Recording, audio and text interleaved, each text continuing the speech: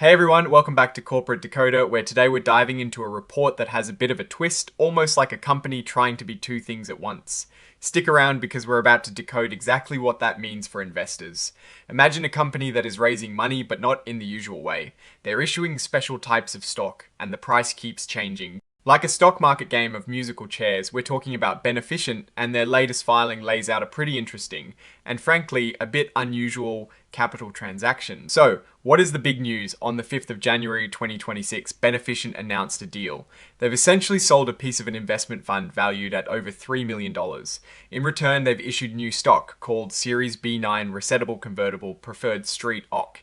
Now, this isn't your everyday stock. This stock is resettable and convertible.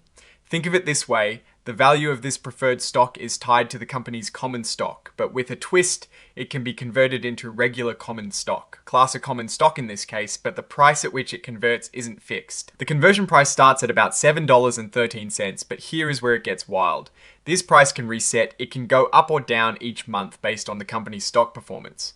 However, there is a floor, meaning it won't drop below about $5.35.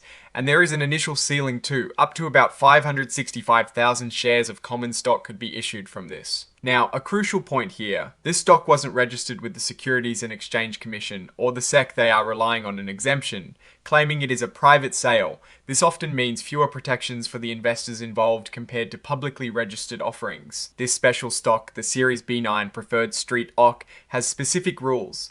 It is convertible by the holder, meaning they can choose to convert it into common stock.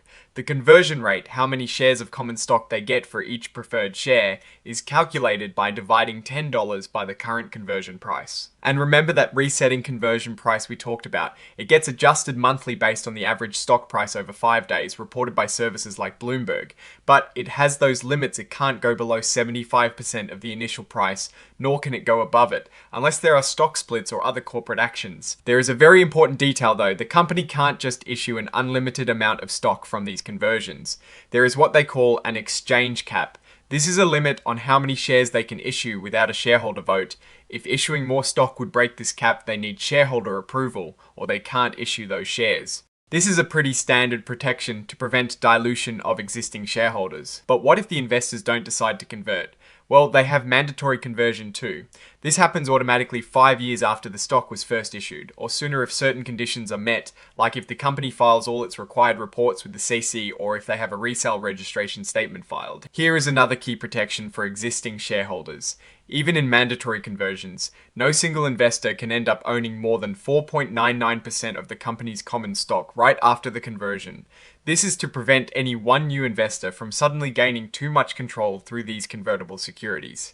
And again, if a conversion would push them over this limit or the company's general exchange cap, that part of the conversion is delayed. So, how does this Series B9 Preferred Stock Street act up against other types of stock? It ranks the same as their common stock when it comes to things like dividends or what happens if the company liquidates.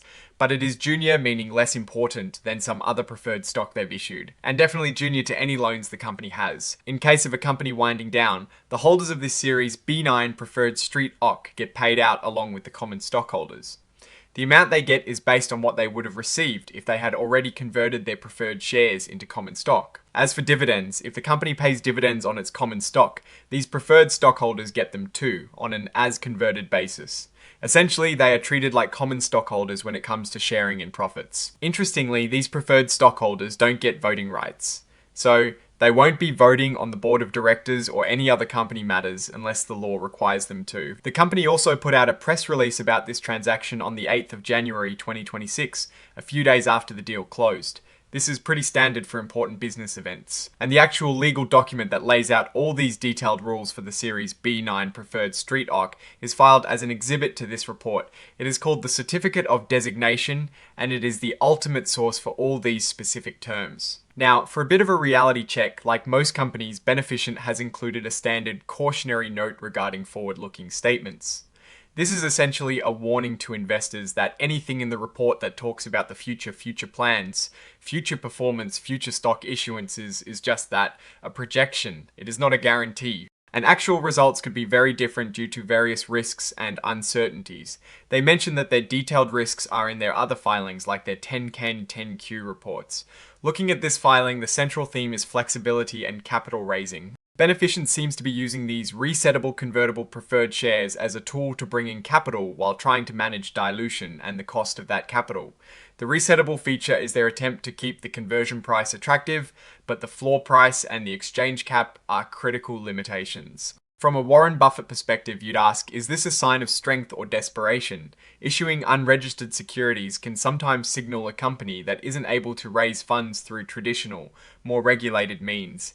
The complexity of the terms with resets, floors, and caps suggests they are trying to balance getting cash now with not giving away too much ownership value too quickly. The big risk here is the dilution potential. If the common stock price significantly rises, these preferred shares could convert, leading to a large number of new shares hitting the market, which could depress the stock price for existing shareholders. Conversely, if the stock price tanks, the floor price offers some protection to the preferred holders, but the company still has to deal with the liability of that preferred stock. They're playing a delicate game. They need capital, and these securities allow them to get it. But the structure implies a degree of uncertainty about their future stock valuation and their ability to access capital through more conventional means. The beneficial ownership limitation is a good sign for current shareholders, as it prevents any single new investor from dominating the ownership structure too quickly. It is a way to manage the incoming capital without an immediate power grab. Overall, Beneficient is using sophisticated financial instruments. It is not a simple buy and hold operation for these preferred shares. They offer a way to raise money, but the terms are complex. And the outcome for existing shareholders depends heavily on the company's future stock performance and management's ability to navigate these conversion and ownership limits. It is a strategy often used by companies in growth phases or those needing to fund specific projects, but it comes with inherent risks that investors need to understand deeply. Alright, that is our breakdown of Beneficient Series B9 Preferred Street OC filing. What is your take on these complex financial instruments and what they signal for the company's future? Drop your thoughts in the comments. If this analysis was valuable, hitting that like button really helps. And subscribe for more deep dives. Don't forget to check out the Discord in the description. Thanks for watching. See you next time.